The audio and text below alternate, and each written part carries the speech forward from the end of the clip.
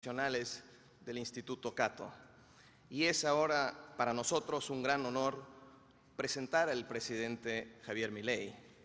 Hoy día, todo el mundo, no solo en Argentina o en América Latina, tiene puestos los ojos en este país por el proceso de cambio económico, político y cultural que ha iniciado y liderado el presidente Milei con un gran apoyo popular. No es usual que un líder político de un país sea académico y liberal, pero el presidente Milei reúne esas cualidades. Es un economista formado que además desconfía del poder coercitivo del Estado. Quizás por eso en su cuenta de X se identifica como economista y no como político. Por sus convicciones y su preparación académica, el presidente Milei ha podido proponer nada menos que un cambio de paradigma, revivir la tradición liberal que hizo de Argentina uno de los países más ricos del mundo hace más de un siglo. Y es así también que el presidente Milei se ha vuelto un referente internacional al defender los valores liberales como lo que son, valores universales.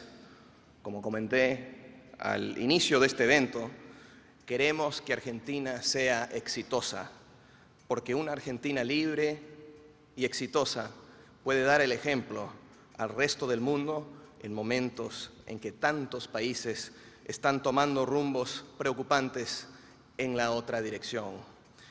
Por todas esas razones, y además porque es el Día del Arquero, nos da un gran gusto poder darle la bienvenida al presidente Javier Milei.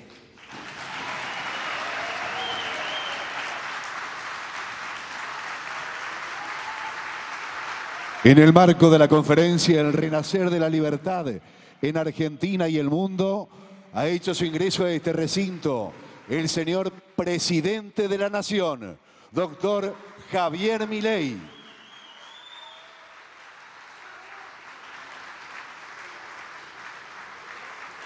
Lo acompañan el señor vicepresidente de Estudios Internacionales en el Instituto Cato, Ian Vázquez, el señor director general de la Fundación Libertad y Progreso, Agustín Echevarne, el señor director ejecutivo de la Fundación Libertad y Progreso, Aldo Abraham, el señor director de Políticas Públicas de la Fundación Libertad y Progreso, Manuel Solanet, encontrándose presente además el señor vocero presidencial, Manuel Adornis.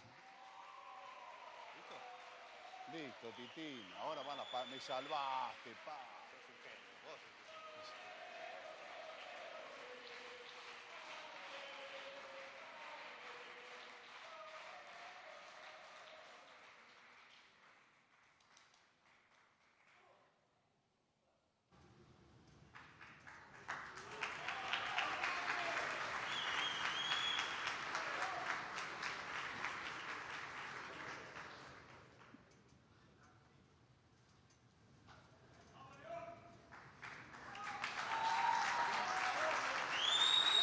Acto seguido, hace uso de la palabra el señor presidente de la Nación, doctor Javier Milei.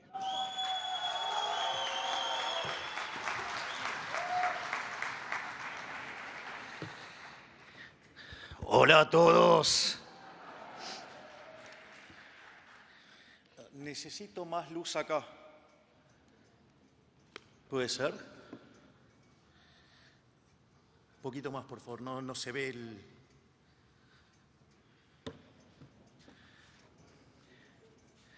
Gracias. Bueno, en primer lugar, quiero agradecer al queridísimo amigo Agustín Echevarne, director de la Fundación Libertad y Progreso, y a Peter Gotler, presidente del Cato Institute, por permitirme hablar en este encuentro hoy, compartiendo programa con intelectuales de renombre en el medio académico liberal, a quienes he estudiado y admirado durante años. Quiero comenzar refiriéndome un poco al momento que enfrenta la Argentina y a la titánica tarea política, económica y cultural que estamos emprendiendo desde el Gobierno Nacional. Habiéndose cumplido hace pocos días 6 meses del inicio de nuestro mandato, quiero detenerme un momento en remarcar el tamaño de la hazaña que estamos llevando adelante el ministro Caputo y su equipo, porque a veces uno escucha a algunos políticos o analistas económicos y por lo que dicen parecería que vivieran en otro país, parecería que viven en Narnia. Así que vamos a poner brevemente en perspectiva el trabajo de nuestro equipo económico. En diciembre recibimos como herencia déficit gemelos por 17 puntos del PBI, una brecha cambiaria de 3-1 entre el dólar paralelo y el oficial y un sobrante monetario similar al de la previa del Rodrigazo. Un Estado endeudado casi al borde del default, precios que viajaban ya al 1,5% diario y que conjugados con la deuda del Banco Central nos llevaba camino a una hiperinflación, con el agravante de contar con indicadores de pobreza mucho peores que en la antesala de cualquier otra crisis de nuestra historia. O sea, en buen romance, recibimos un cuadro de situación peor a la previa de la herencia del Rodrigazo en términos de desequilibrio monetario, una situación en el Banco Central muchísimo peor que la que había en los inicios del 89, previo a la hiperinflación de Alfonsín, y con indicadores sociales que eran aún peores que los que teníamos en el 2001. Es decir, estábamos frente a lo que iba a ser la peor crisis de toda la historia argentina. Y vale la pena también decirlo, que el gobierno que se iba tenía conciencia de ello, especulaba con que nuestra posición libertaria decidiera abrir todo de manera instantánea y esto es interesante porque habían pasado todos los pasivos remunerados a un día, con un desequilibrio de stock fenomenales, la deuda de las IRAs por 50.000 millones de dólares, la deuda por los dividendos, deuda en pesos venciendo por el equivalente a 90.000 millones de dólares, 25.000 millones de dólares de deuda externa por vencer con organismos multilaterales con el acuerdo con el fondo caído.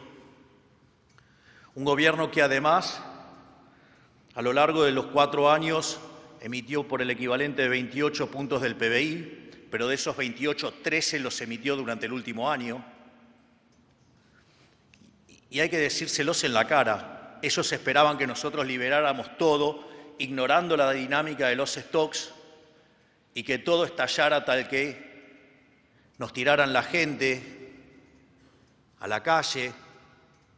No descarten que, digamos, la metodología de ellos de tirar muertos en la calle, ir por los saqueos, cosa que algunos periodistas promueven desde sus espacios, claman por libertad de expresión, pero están llamando a cometer delitos, lo cual también es un delito. Y en ese contexto, que toda la crisis hiciera el trabajo del ajuste sucio y ellos volver como redentores a inicios de 2024. Bueno, por suerte no fuimos tan ingenuos, no hicimos lo que ellos esperaban, lo hicimos de otra manera y acá estamos por 1/8 del mandato y que esperamos que si seguimos teniendo éxito del modo que lo estamos haciendo tengamos 2 mandatos y empezar la era liberal.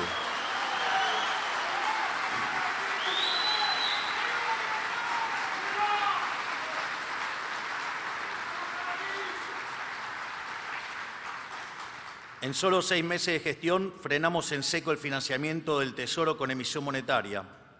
Hicimos el ajuste del gasto público más grande de la historia de la humanidad y logramos el primer trimestre con superávit fiscal y financiero en el sector público nacional luego de 20 años. En ese contexto, además, bajamos sistemáticamente las tasas del central y estamos desactivando la bomba de deuda en pesos, incluso en un contexto de alta inflación, a pesar de lo que muchos decían que no se podía. Quiero también ahí mencionar, porque esto es importante, cuando nosotros hablábamos del ajuste que íbamos a hacer, decían que era imposible. Algunos caraduras que decían que no se podía ajustar más que un punto del PBI, cuando nosotros hicimos el ajuste del Tesoro, nosotros esperábamos alcanzar el equilibrio financiero a lo largo del 2024 y lo logramos en el primer mes de gestión. Entonces dijeron que lo habíamos hecho de manera con cosmética contable. Digo cosmética contable para ajustar 5 puntos del PBI, es bastante difícil. Pero esos mismos que decían que no podíamos ajustar más que un punto, después se encontraron con que no solo tuvimos superávit financiero en enero, tuvimos superávit financiero en febrero, tuvimos superávit financiero en marzo, tuvimos superávit financiero en abril, en mayo y vamos a terminar el primer semestre con superávit.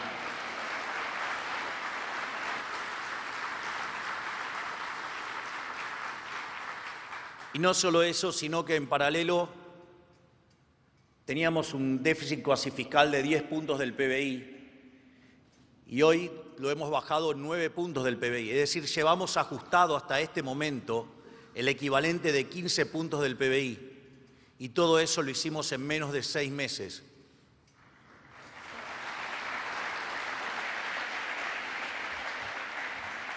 Muchas veces me causa como gracia también cuando dicen, no, pero dijo que iba a bajar los impuestos y los subió.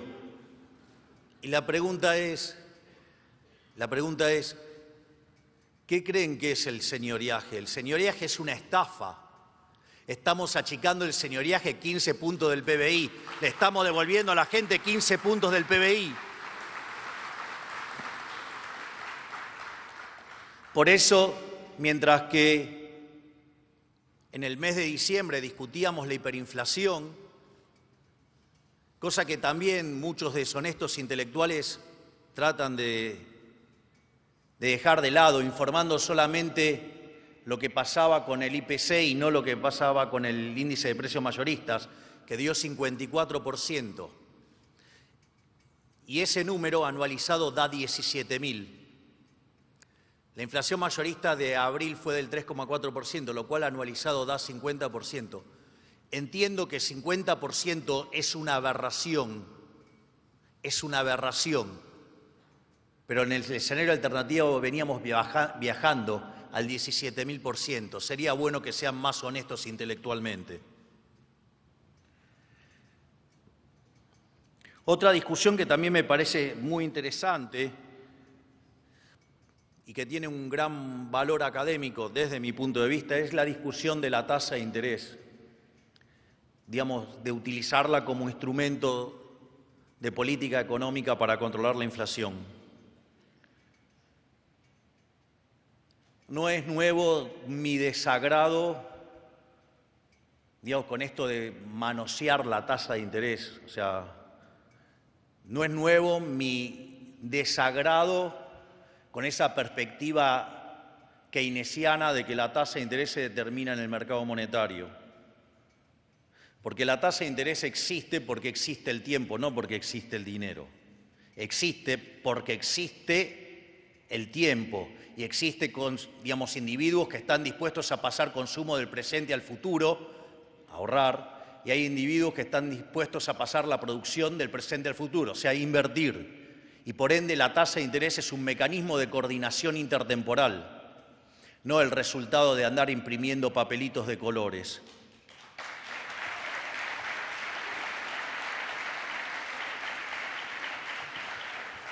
En ese contexto, nosotros consideramos que la inflación es siempre y en todo lugar un fenómeno monetario que se genera por un exceso de oferta de dinero, ya sea o porque aumentó la oferta o porque cayó la demanda o pasó las dos cosas a la vez, que hace que caiga el poder adquisitivo del dinero y eso implica que todos los precios expresados en unidades monetarias suban.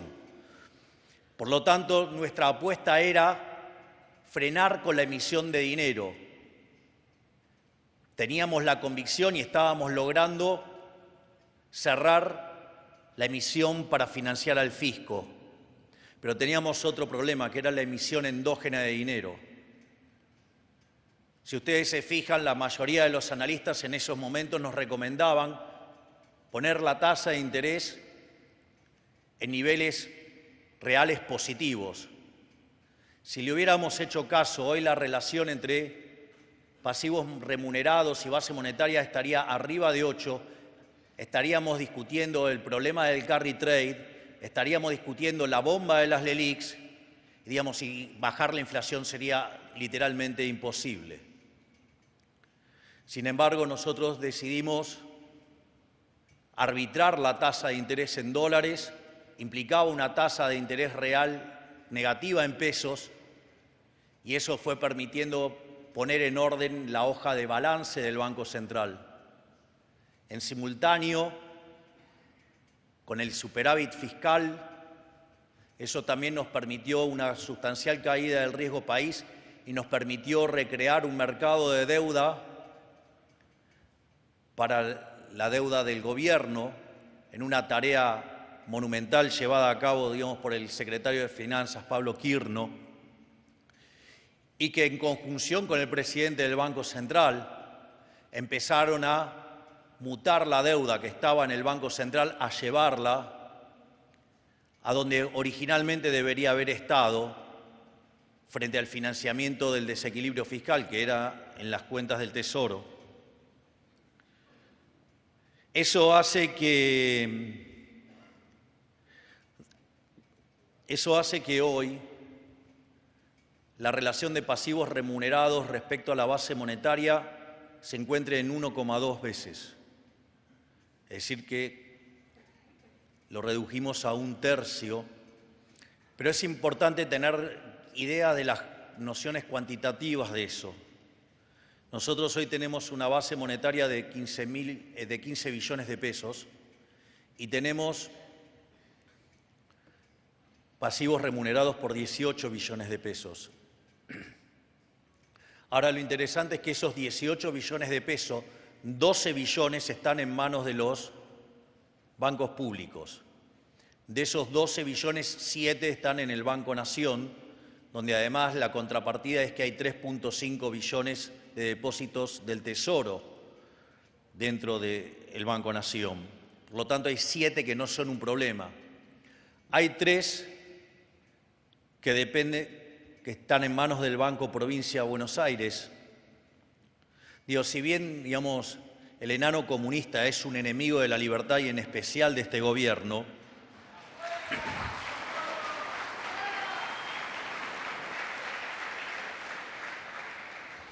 el hecho de que tenga déficit fiscal hace que use al Banco Provincia como mecanismo de financiamiento y tiene la posición tan exigida en liquidez que no la puede mover de ahí. Y lo que queda, básicamente, la gran parte está con el gobierno de la ciudad. Por lo tanto, el problema verdadero que enfrentamos son 6 billones de pesos. Y piensen que hemos tenido en alguna de las colocaciones ofertas por 18 billones de pesos. Es decir, que el problema de los pasivos remunerados, ese problema de emisión endógena, lo tenemos prácticamente acorralado.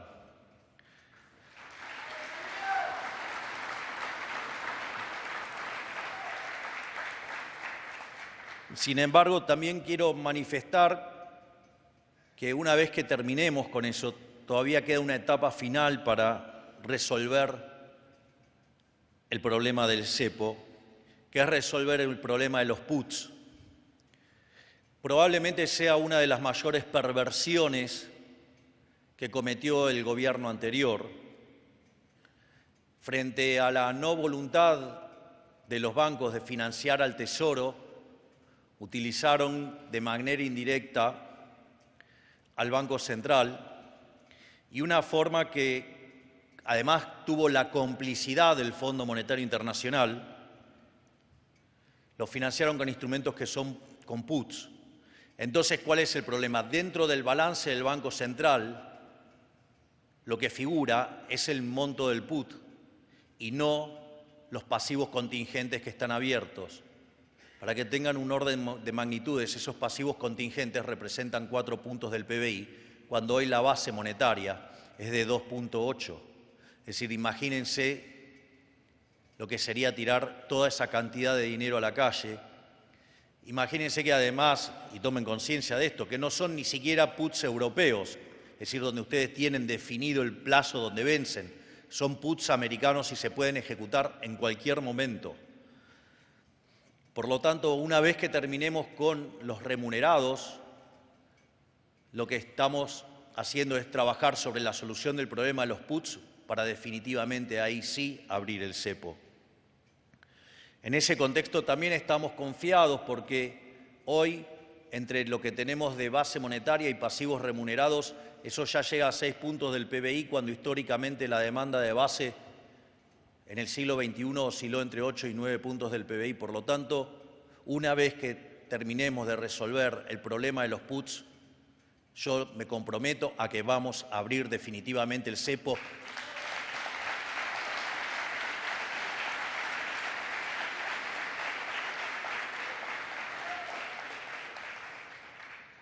Entonces, dichas estas referencias, tanto en el plano fiscal como en el plano monetario, es decir, producto del ancla fiscal y el ancla monetaria, la inflación está bajando de forma contundente desde hace 5 meses. Es más, en pocos días se conocerá el dato de inflación correspondiente a mayo y todo indica que estará por debajo de los 5 puntos. O sea,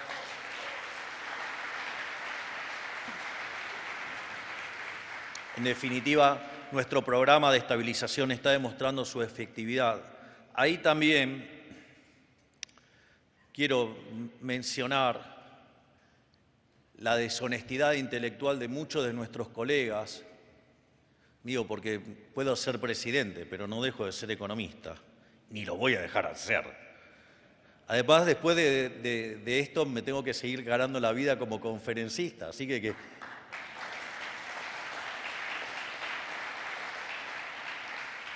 por eso renuncié a mi jubilación de privilegio, para que quede claro que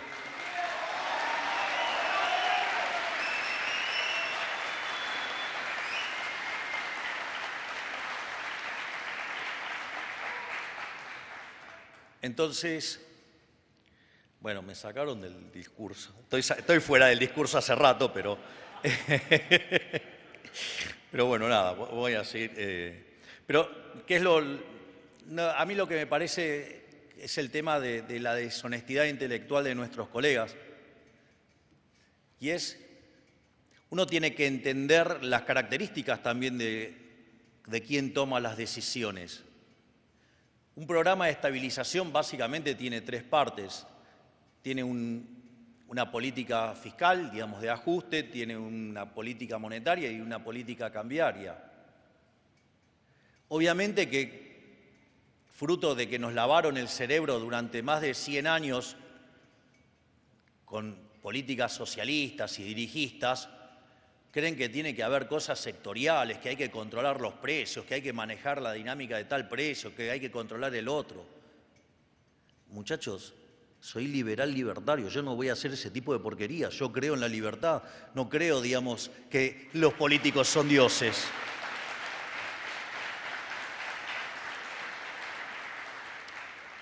Es más, otra cosa que también me parece profundamente deshonesta intelectualmente, nosotros estamos haciendo porque aparte no es que baja, porque, por arte de magia baja la inflación, hay un programa que es lo que hace que bajar la inflación. Y en ese sentido, a mí me sorprende porque si uno, digamos, tiene la evidencia, digamos, debería ser por lo menos más sincero, pero además lo estamos haciendo en un contexto donde estamos recomponiendo precios relativos. Por lo tanto, digamos, cuando uno quiere mirar la inflación, ok, no les gusta mirar los mayoristas porque prueba que se equivocaron y que las cosas están funcionando mucho mejor de lo que esperaban, ok, lo entiendo, pero cuando van a mirar la inflación, digamos, lo más honesto intelectualmente sería mirar la núcleo, la core. Pero no importa, que sigan negando los logros, obvio que no la ven.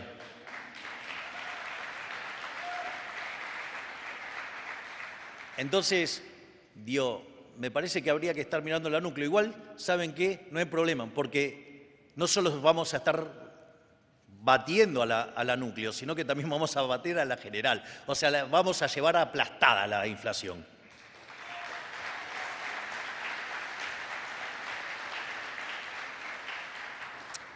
Y como si esto fuera poco, hemos gobernado estos primeros 6 meses del año cuesta arriba, gestionando la peor herencia de la historia y sin el poder legislativo ni los instrumentos con los que todos los gobiernos antes que el nuestro han contado. Esto no es un tema menor. No es que nosotros, la política, no nos acompañó. La política, desde antes de asumir, nos ha puesto palos en la rueda. Nos pusieron palos en la rueda terminando de romper la hoja de balance del Banco Central. Y nos ponen palos en la rueda cada uno de los días que intentamos gobernar. Pero ¿saben qué? Todo esto está probando que las ideas de la libertad son más fuertes, porque a pesar de la casta inmunda política, lo estamos logrando. Estamos venciendo la inflación.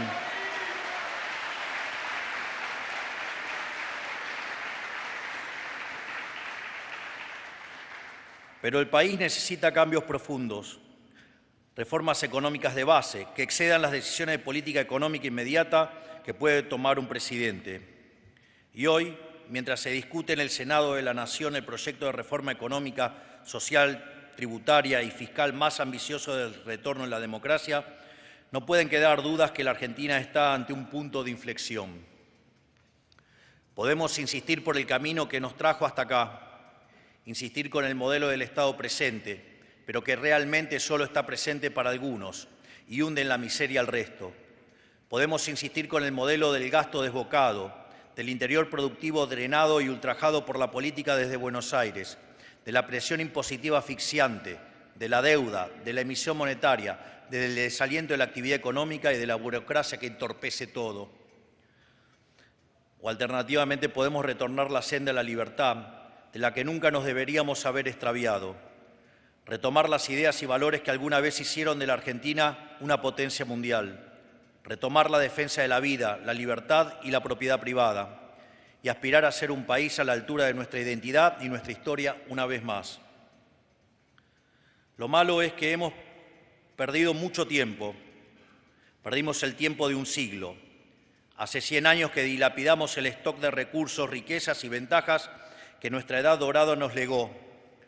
Lo dilapidamos al servicio de la nada, al servicio de quimeras. Pasamos de ser potencia a ser un país de resultados mediocres, a pesar de que nuestro pueblo no es mediocre, es excepcional. El modelo de la justicia social y del Estado presente ató de manos y sumió en la miseria a un pueblo excepcional, y este tiempo lamentablemente nunca lo vamos a poder recuperar. Lo bueno es que la sociedad argentina, por primera vez en años, se movilizó para exigir un vuelco en una dirección radicalmente distinta. Eligió como presidente a alguien que en campaña se asumió y se animó a decir verdades que cualquier otro político hubiera ocultado con pudor. La sociedad eligió el camino de la libertad, a sabienda de todos los costos y sacrificios que ello conllevaba en el corto plazo, y lo eligió con la mayor cantidad de votos individuales de la historia de la democracia argentina. Sin embargo, para algunos políticos, el mandato popular de cerca de 15 millones de argentinos no significó nada, porque su prioridad no es la sociedad, que demanda a viva voz un cambio, no es el país que necesita ser reencauzado para prosperar, sino su interés personal y rastrero de la casta política que se resiste a hacer las reformas, porque saben que si se las hacen, esto va a funcionar y no vuelven más.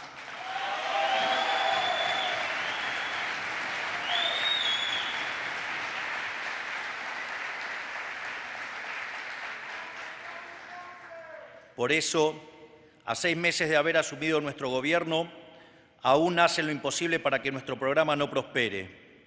Por sobre los 100 años que ya perdimos, ellos nos hacen seguir perdiendo tiempo, porque saben que nuestro programa pone en riesgo el sistema injusto del que ellos se alimentan.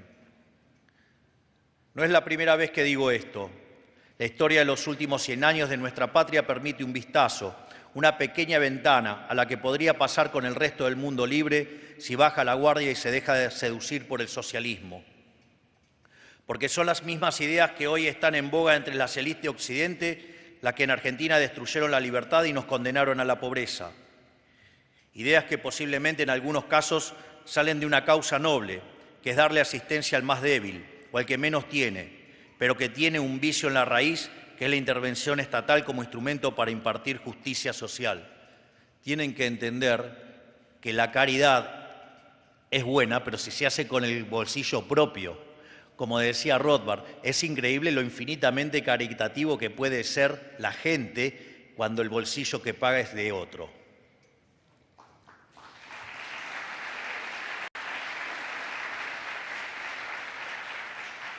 En este contexto, el Estado ni está en su derecho ni es capaz de impartir justicia a través de la distribución de la riqueza, porque la justicia social es un concepto equivocado a nivel moral, a nivel teórico y a nivel empírico.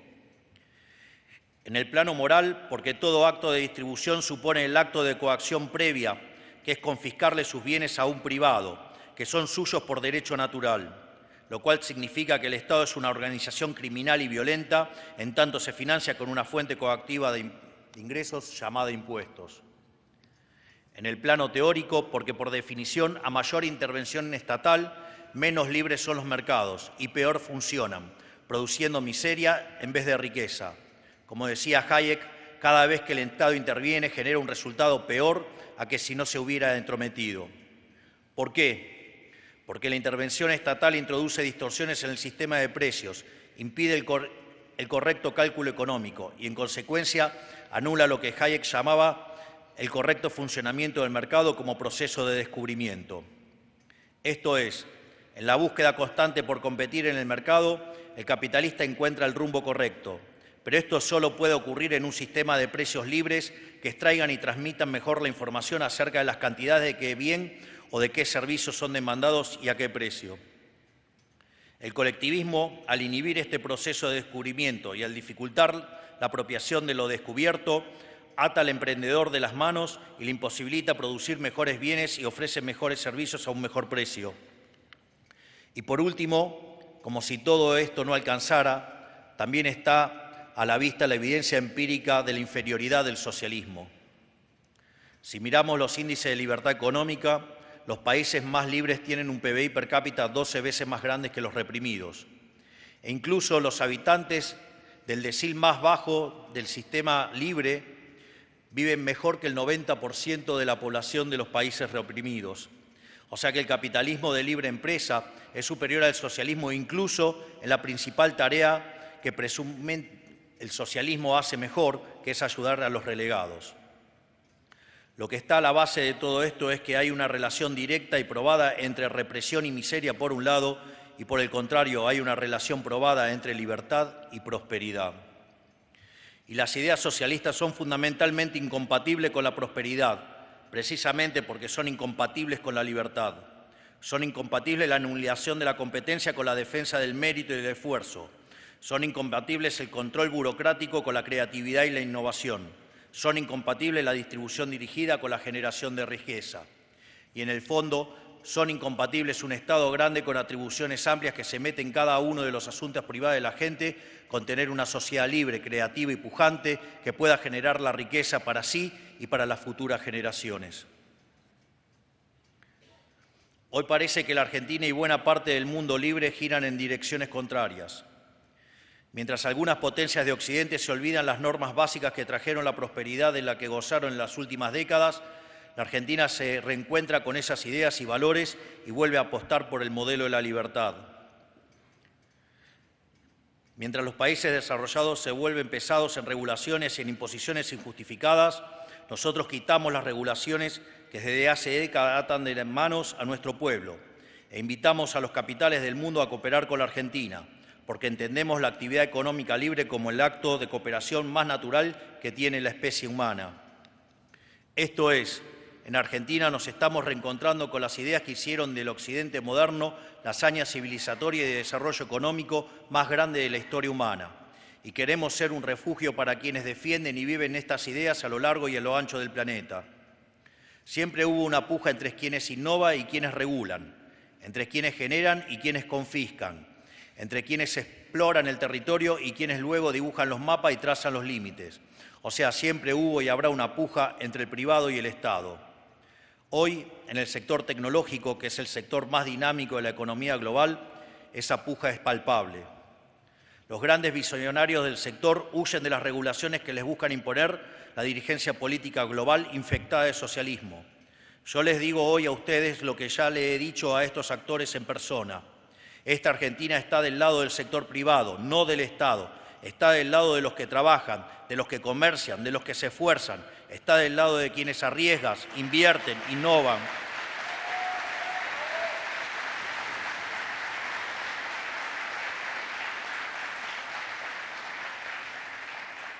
Como decía, está del lado de quienes arriesgan, invierten e innovan, que son por naturaleza benefactores sociales, y va a defender con uñas y dientes las ideas de la libertad, porque sabemos que en ellas está la fórmula para la prosperidad. Pero no se trata solo de tener las ideas correctas, también hay que tener condiciones materiales que nos acompañan, porque después de décadas de estancamiento, la Argentina tiene todo dado para emprender un proceso de convergencia económica que nos coloque a la par de las grandes potencias del mundo en pocas décadas. En el fondo, digamos, la pregunta, ¿no? ¿Qué es el proceso de convergencia? Acá también vale la pena hacer una nota metodológica sobre lo que hacemos los economistas, ¿no? Porque la convergencia es algo que cuando ustedes miran la historia de la humanidad, aquellos que abrazan las ideas de la libertad la logran, pero en nuestros modelos de crecimiento está simplificado detrás de determinados formatos de la función de producción y que en realidad no tenemos ni el fundamento de por qué se termina convergiendo, digamos, en el fondo, digamos, surge en función de la concavidad que tenga la función de producción y cuán lejos estemos del equilibrio del stock de capital per cápita del estado estacionario. En definitiva, de lo único que estamos hablando es de una relación matemática y está vacía de contenido. Es decir, la convergencia no se da porque sí, porque entonces si no todo país que estuviera rezagado, sin lugar a dudas, podría crecer sin hacer nada, y eso es falso. Por eso yo enfatizo tanto en dos trabajos, en el trabajo de Hayek y en el trabajo de Locke, que es sintetizado por Israel Kirzner, ¿no? Esta idea del mercado como proceso de descubrimiento y el principio de apropiación de Locke, en un contexto donde se respeten los derechos de propiedad. O sea, si ustedes hacen eso, la convergencia se va a dar, porque hay un montón de cosas que había que descubrir y ya las descubrieron otros. Y es por eso que a lo largo de la historia de la humanidad cada vez se necesitan menos años para duplicar el PBI per cápita. El primero en lograrlo fue Inglaterra, que tardó 58 años, pero el último en hacerlo fue China y lo hizo en 7 años. Es más, en 14 años multiplicó por 4 su PBI per cápita, porque lo duplicó una vez y lo volvió a duplicar. Y lo hizo a partir del impulso de las zonas liberadas al mercado. Entonces, no es que la convergencia es algo que se va a dar de modo tautológico por la forma que tiene la función de producción, que además no tiene contrapartida empírica. Porque la contrapartida empírica son los rendimientos crecientes, no los rendimientos marginales decrecientes. Y ahí la clave, justamente, es qué es lo que está de fondo. Y lo que está de fondo son las ideas de la libertad. Yo, digamos, en algunas de las filminas que vi pasar de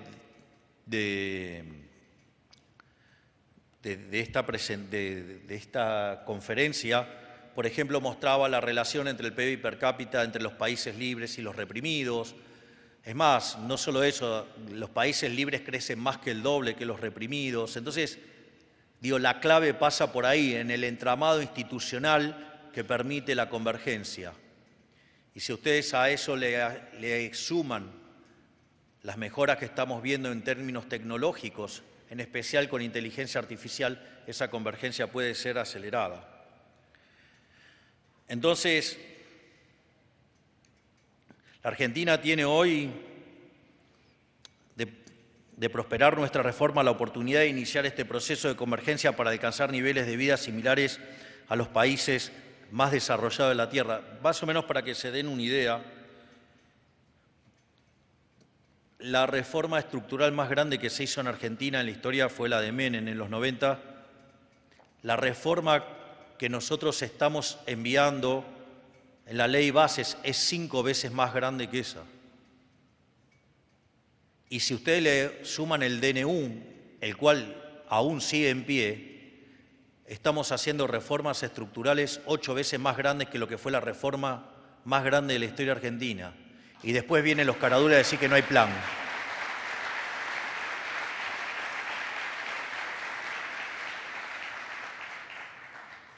Es más, de prosperar esta primera fase, nosotros escalaríamos 90 puestos en libertad económica y nos empezaríamos a parecer a países como Alemania, como Francia, como Italia. Pero eso a mí no me alcanza.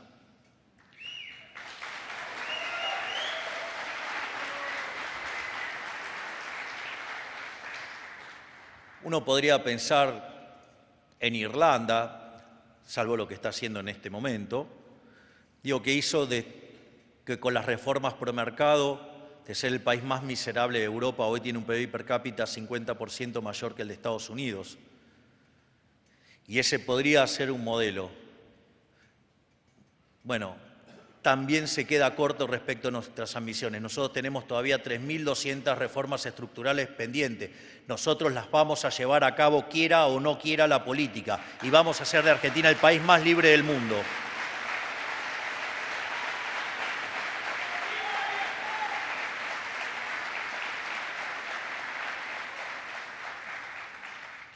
Y después están las cuestiones, digamos, de la coyuntura también, ¿no?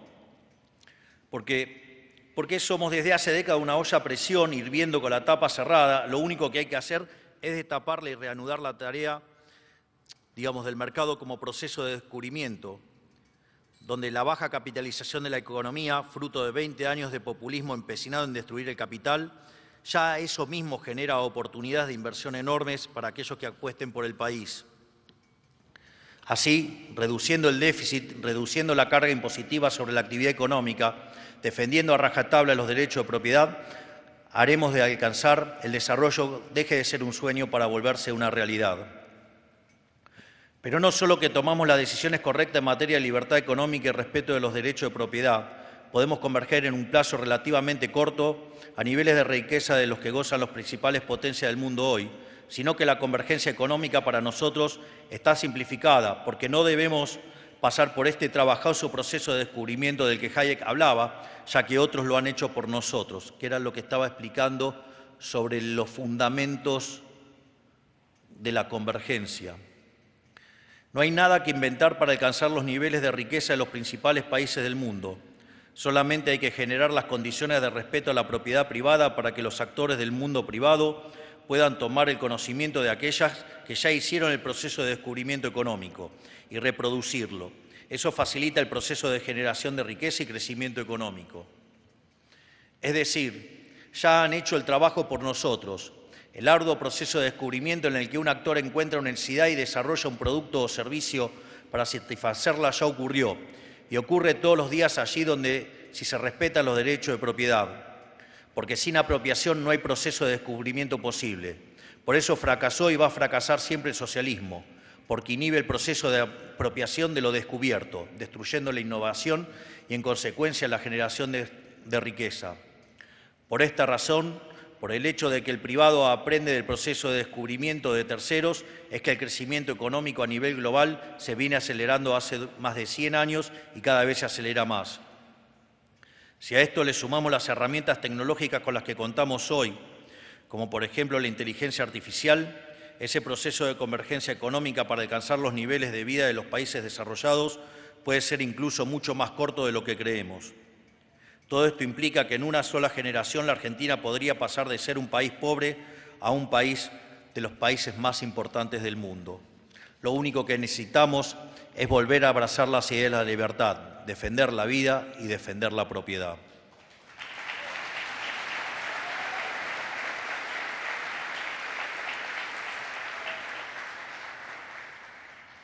Entonces, quiero retomar algo que manifesté en las últimas semanas ante los empresarios más poderosos del mundo en los sectores tecnológicos que son la frontera de la actividad económica. La Argentina alguna vez fue una tierra de promesas que capturaba la imaginación de aventureros y emprendedores porque estaba todo por ser hecho, porque sabían que podían hundir su esfuerzo y capital y les iba a ir bien, porque había un Estado que protegía los derechos de propiedad y protegía la libertad de asociación entre privados. Hoy tenemos todos para volver a recorrer ese camino y convertirnos en la nueva Meca de Occidente. Tenemos los recursos naturales que el mundo necesita, prestos a ser aprovechados. Tenemos el mejor capital humano de la región, curioso y formado para afrontar los desafíos del presente. Y por primera vez en 150 años nos convertimos cada día en un país más libre. Con estas condiciones tenemos la oportunidad de estar a la vanguardia del desarrollo tecnológico y energético como ya lo somos en el sector agrícola. Por ejemplo, podemos ser un hub global de desarrollo en inteligencia artificial, que es un mercado de alta exigencia y alta remuneración, que va a facilitar un salto en productividad a una cantidad inmensa de cadenas de valor de la economía y que también va a permitir reformar el Estado para que funcione mejor y deje de dilapidar los recursos de los contribuyentes. Ustedes ya saben que en la medida que la economía crezca, el gasto yo lo voy a mantener pisado. ¿Para qué? Para devolverle el dinero a los que lo generaron genuinamente y originalmente, al sector privado.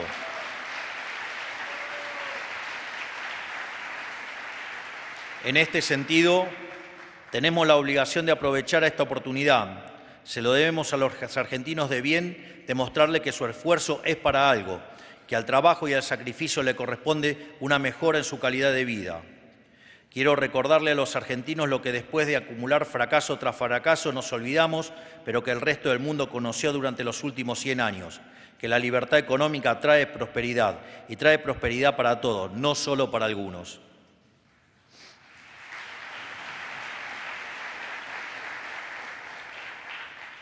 Por todo esto, volviendo a mi idea inicial, hoy como sociedad, como país y como dirigencia política, estamos ante una bifurcación. O persistimos en el camino de la decadencia o nos animamos a recorrer el camino de la libertad. Hasta se está dando en la calle esa batalla.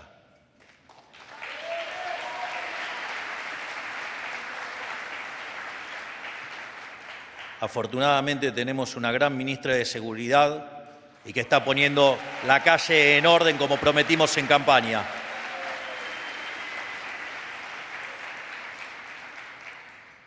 La sociedad ya eligió cuál de los dos caminos se abren y quiere emprender. Ya tomó el riesgo que implica elegir la libertad. Y desde la presidencia estamos emprendiendo ese rumbo con las herramientas con las que contamos. Ahora le toca el turno al resto de la política de decidir si acompaña o si le da la espalda al mandato popular de vivir en un país más libre y con una economía más dinámica, o si insiste en persistir en el camino de la servidumbre, condenándonos a todos a la miseria. Todavía están a tiempo de trabajar juntos y demostrarle a la sociedad que la dirigencia política puede estar a la altura de sus demandas. Nosotros no tenemos otra ambición que generar las condiciones materiales y espirituales para que la Argentina vuelva a ser un país próspero. No nos interesa el poder político como fin en sí mismo. No nos interesa ganar nada a título personal. Estamos acá dispuestos a dejarlo todo al servicio de nuestra causa, incluso si nos costara nuestro propio bienestar personal.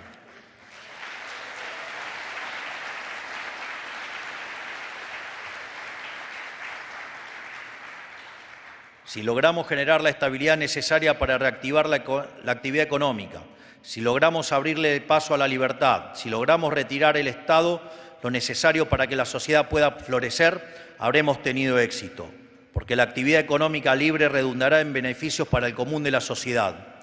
Si logramos esto, no será un triunfo nuestro, sino de la sociedad en su conjunto, que habrá logrado dejar atrás 100 años de estatismo y decadencia. Por eso, mientras transitamos el camino a aquella nueva Argentina, les agradezco a todos ustedes por estar aquí. Dios bendiga a los argentinos y que la fuerza del cielo nos acompañe. ¡Viva la libertad, carajo! ¡Viva la libertad, carajo!